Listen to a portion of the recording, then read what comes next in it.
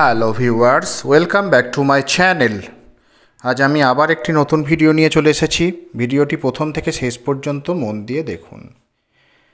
যারা জবা গাছ বসাতে ভালোবাসেন বা যারা ছাদ বাগানে টবে জবা গাছ বসান বা বসাবেন ভাবছেন, কিন্তু আপনাদের ঠিকমতো নলেজ নেই জবা গাছকে, ছোট চারা গাছকে কীভাবে দ্রুত বাড়িয়ে তুলবেন, কি খাবার দেবেন, কেমন সানলাইট দেবেন, কেমন মাটি প্রস্তুত করবেন, কি পরিচর্যা, A to Z আমি সব কিছুই বলবো এই ভিডিওতে। আশা করি মন দিয়ে শুনবেন ভিডিওটি। যখনই ছোট চারা গাছ কিনে আনবেন বা কাটিং থেকে চারা তৈরি করবেন, মেন হচ্ছে প্রত্যেকটা জবা গাছেরই আর কি আসল খাবার আগে জানতে হবে যে কি খাবার ভালো পছন্দ করে। ছোট যখন চারা গাছ কিনে আনবেন বা কাটিং থেকে চারা তৈরি করবেন, আমাদের গাছের যে তিনটি প্রাথমিক মৌল, যে তিনটি গাছ বৃদ্ধিতে বা ফুল ফল ধরতে সাহায্য করে, সেই তিনটি উপাদান হচ্ছে NPK, নাইট্রোজেন, ফসফরাস, পটাশিয়াম। এই তিনটে যেমন দরকার। নাইট্রোজেন হিসাবে আমরা কি দিতে পারি? কাউডাং কম্পোস্ট বা ভার্মি কম্পোস্ট। এছাড়াও আমরা লেদার মিল ব্যবহার করতে পারি। আর ফসফরাস হিসাবে আমরা যে হাড় গুঁড়ো, বোন মিল বা বোন ডাস্ট বা আমরা সিঙ্গেল সুপার ফসফেট দিতে পারি। আর পটাশিয়াম হিসাবে আমরা জৈবভাবে কলার খোসা ব্যবহার করতে পারি, সেটা জলে ভিজিয়ে হোক বা যে কলার খোসা শুকিয়ে ডাস্ট করে, না হলে পটাশ, যেটা হচ্ছে MOP, muriate of potash, Lal potash, এগুলো কিন্তু ব্যবহার করতে পারি।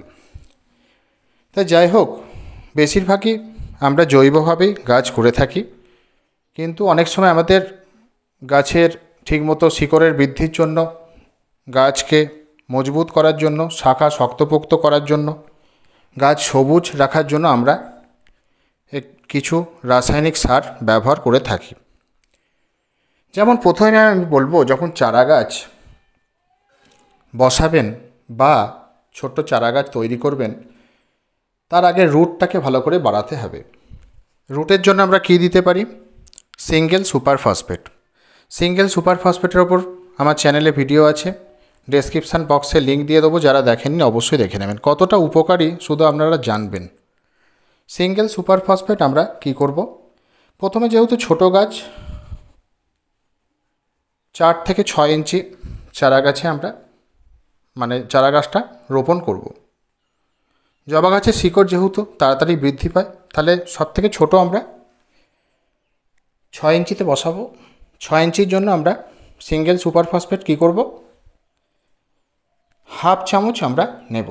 হাফ চামচ যখন মাটিটা আমরা পটিং করব, মাটিটায় আমরা কিন্তু মিশিয়ে দেব সিঙ্গেল সুপার ফসফেট। তাহলে কি হবে? রুটের বৃদ্ধি ঘটাবে। অবশ্যই এটা কিন্তু আমাদের করতে হবে। তারপরে আমরা কি করব? যে জৈব মিক্সড সার যেটা, সেটা আমরা 1 মাসে মাটির সাথে ব্যবহার করব। একদম যেহেতু ছোট চারা গাছ আমরা বসাবো, তাড়াতাড়ি বৃদ্ধি ঘটাতে হবে, সেই জন্য আমরা কি করব? সর্ষের খোল পচা জল পাতলা করে আমরা 10 দিন অন্তর ব্যবহার করব। সাথে 3-4টে DAP দানা। এতে কি হবে? গাছ খুব তাড়াতাড়ি বৃদ্ধি পাবে, খুব তাড়াতাড়ি কুঁড়ি আসবে, আগামী দিনে প্রচুর ফুল ফুটবে। এটা আমাদের করতেই হবে। তারপরে কি হবে? একটু বড় যখন হবে, রিপোর্টিং করতে হবে, কাটাই ছাঁটাই করতে হবে, প্রুনিং করতে হবে। গাছের মায়া করলে চলবে না, শাখার মায়া করলে চলবে না, প্রুনিং করে দিতে হবে। একটা প্রুনিং, একটা ব্রাঞ্চকে কাটা মানে 2-4টে আবার সেখান থেকে আরও ব্রাঞ্চ বেরোবে, প্রচুর কুঁড়ি আসবে। এটা অবশ্যই কিন্তু আমাদের দরকার। অনেকে মায়া করে কাটেন না ডাল, না, গাছ কিন্তু প্রুনিং করলে খুব ভালো হয়। এটা অবশ্যই কিন্তু মাথায় রাখবেন। গাছের একটা উপকারী জিনিস হচ্ছে এপসাম সল্ট বা ম্যাগনেসিয়াম সালফেট। ম্যাগনেসিয়ামের অভাবে অনেক কিছু গাছের লক্ষণ দেখা যায়। গাছের পাতা হলুদ হয়ে যায়, গাছ দুর্বল হয়ে যায়, ঝিমিয়ে যায় গাছ। সেই জন্য আমরা কি করব, যেহেতু ছোট গাছ, হাফ চামচ, ছোট যে হাফ চামচ, যে আইসক্রিম চামচের ছোট চামচ, সেই হাফ চামচ আমরা 1 লিটার জলে এপসাম সল্ট গুলে পাতাতে স্প্রে করব মাসে একবার। তাহলে এখানে গাছ শক্তিশালী হবে, গাছের দুর্বলতা কাটবে, গাছের পাতা সবুজ থাকবে। এটা অবশ্যই আমরা দেব মাসে একবার। আর জবা গাছের একটা গুরুত্বপূর্ণ খাবার যেটা আমরা ইউজ করব সেটা হচ্ছে কফি।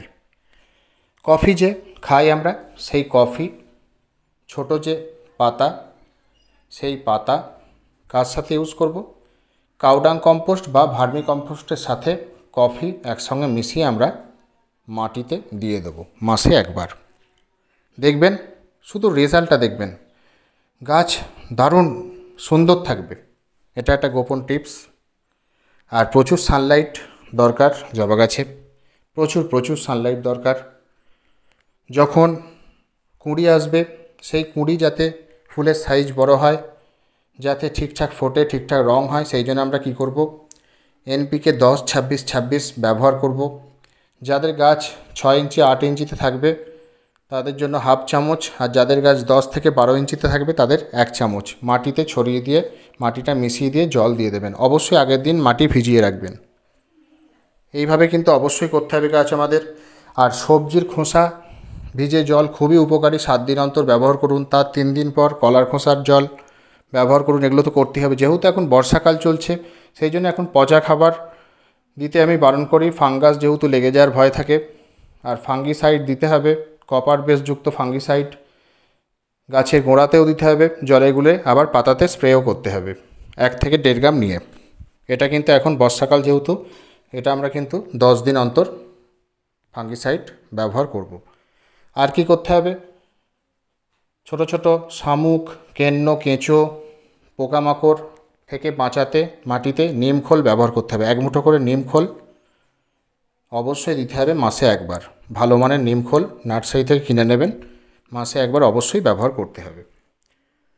আর জল, এরা তো একটুখানি ময়েশ্চার পছন্দ করে মাটিতে, মাটিটা সেইভাবে তৈরি করতে হবে। 50% মাটি নিতে হবে, 30% কম্পোস্ট, 10% বালি, 10% কোকোপিট, আর 1 চামচ হাড় গুঁড়ো, 1 চামচ শিংকুচি, 1 মুঠো নিমখোল, 1 মুঠো সর্ষের গুঁড়ো খোল, 1 চামচ লেদার মিল, আর 1 চামচ সিঙ্গেল সুপার ফসফেট, এই দিয়ে মাটি প্রস্তুত করতে হবে।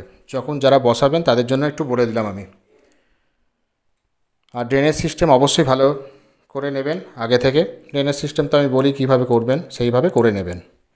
এইভাবেই গাছ করুন, ঠিকমতো সময়ে খাবার দিন, ঠিকমতো সানলাইট দিন, জল দিন, স্প্রে করুন।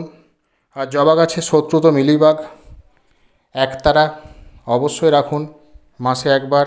1 গ্রাম 1 লিটার জলে গুলে পাতাতে স্প্রে করে দেবেন, মিলিবাগ আসবে না। এছাড়া ছোট ছোট মাকড় আসে, যে কনফিডার, চোষক পোকা আসবে না। 1 ml 1 লিটার জলে গুলে পাতাতে স্প্রে করে দেবেন মাসে একবার। এই দুটো ওষুধ রাখুন, একতারা আর কনফিডার, তাহলে আপনাদের জবা গাছ খুব ভালো থাকবে। তাহলে এইভাবেই আপনাদের জবা গাছ বাড়িয়ে নিন। আশা করছি আমার ভিডিওটি আপনাদের কাজে আসবে আজকে। আশা করছি আপনাদের ভিডিওটি ভালো লেগেছে। যদি ভিডিওটি ভালো লেগে থাকে অবশ্যই লাইক করুন, বন্ধুদের সাথে ভিডিওটি বেশি পরিমাণে শেয়ার করুন, কিছু জানতে আমায় কমেন্ট করুন। আর যারা চ্যানেলে নতুন তারা চ্যানেলটি সাবস্ক্রাইব করে আমার সাথে থাকুন। Thank you.